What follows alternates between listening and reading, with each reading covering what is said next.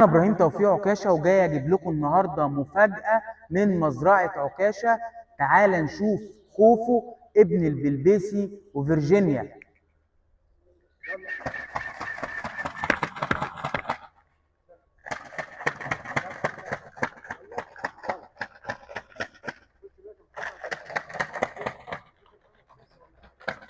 البلبيسي يا جماعة ده خوفو ابن البلبيسي. البلبيسي زي ما قلنا في الحلقات اللي فاتت ابن نيلي وسميد. سميد مزارع محمد الأمين، ونيلي مزارع إنتاج عكاشة. بسم الله ما شاء الله، حصان شقي جدا. وأمه تبقى فيرجينيا. فيرجينيا تبقى بنت أمر الله خير وشيري. شيري برضو إنتاج مزارع عكاشة. أما أمر الله خير فهو هيئة. وأمر الله خير شهادة فيرجينيا فيها سنبل. سنبل ده يبقى من أقوى الخيول في الهيئة ومحطة الزهراء. بسم الله ما شاء الله، حصان شقي شقي شقي شقي جدا. شايفين يا جماعة الحصان ولعبه؟ شايفين عامل ازاي؟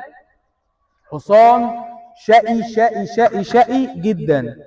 بسم الله ما شاء الله. خوفو عنده 2 سنين، وزي ما قلنا ابن البلبيسي. والبلبيسي في الحلقات اللي فاتت كنا قايلين هو مين. وفيرجينيا دي الشهاده بتاعته، دي شهاده مؤقته لحد ما تطلع الشهاده الكامله اللي هي بتبقى لحد 7 جد. تمام؟ خلاص شهاده؟ تمام؟ بسم الله ما شاء الله، بسم الله ما شاء الله، بسم الله ما شاء الله. طبعا اللي عاوز يعرف السعر هيبقى السعر برايفت، يعني في ممكن تبعتوا لنا مسج برايفت نقول لكم السعر كام. بسم الله ما شاء الله. احنا عامه عزاله عكاشه ما بتبيعش ابدا خيل ادهم، فهي عشان كده بقول لكم هي دي المفاجاه. ويا رب ما يحصلوش زي ما حصل للبلبيسي، عشان احنا كل ما نعرض حصان الوضع يعني. بسم الله ما شاء الله، بسم الله ما شاء الله.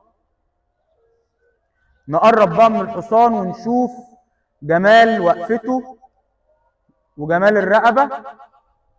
بسم الله ما شاء الله. خلاص كده يا جماعة، ونقابلكم في حلقة جديدة مع حصان جديد، بس مش هنطلع أدهمات تاني، هو ده الوحيد اللي هيطلع. ده بالمحايلة على الدكتور، عشان ناس كتير قوي سألتنا نفسنا في حصان أدهم شهادته تبقى قوية.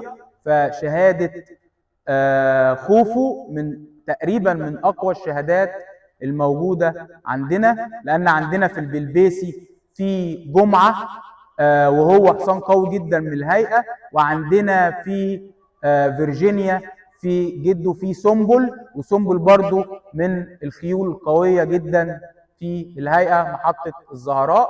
يا جماعة خوفو معروض للبيع.